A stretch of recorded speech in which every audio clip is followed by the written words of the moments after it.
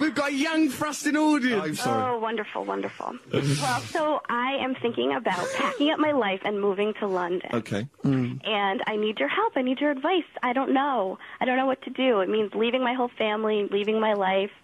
But I'm intrigued by the idea. The best person to ask I'd like about to know this what's so good about London. is Steve Merchant. Steve, what should this woman, Joy, do? Well, I think it's very important that we first discover what Joy does and what she hopes to do in London. I mean, what do you do for a living, Joy? I am well, you call it university. We call it college. Resident director. So I work with college students. I live in a dorm with college students. Right. And what when do you I hope come to there, gain from I'm gonna be travelling here to London? homeless.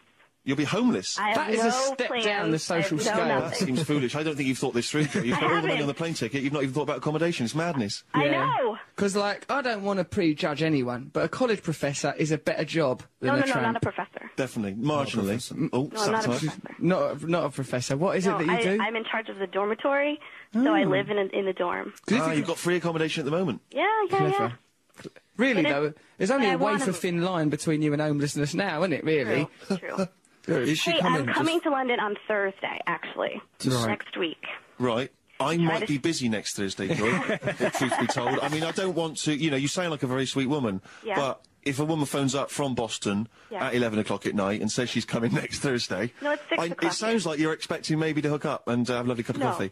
Well, sure. Is that an invitation? Be nice if you made an effort, Steve.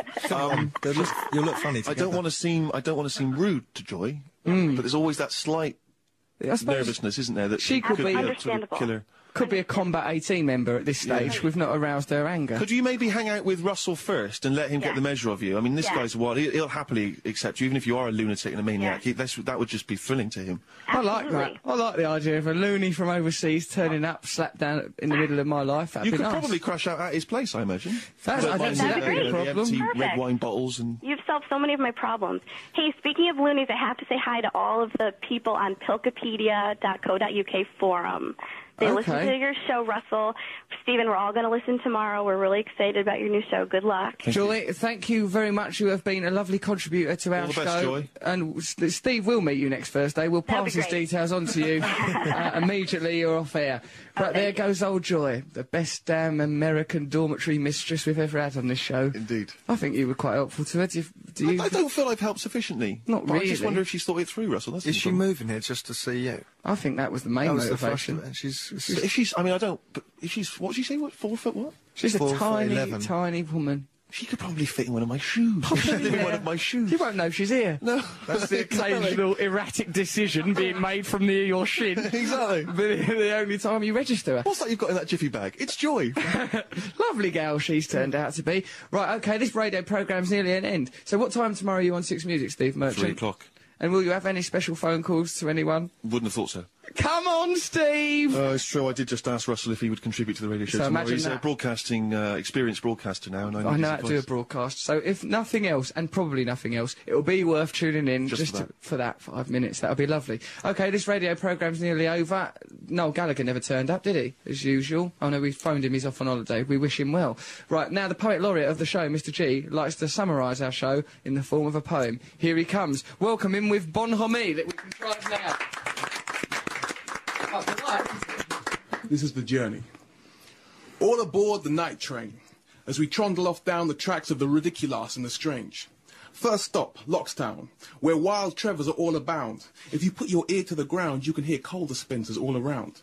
Next up, we have the mysterious Matlands, where the infamous bicycle man stands, and the study of holding mouldy folders seems to attract kids and their old nans.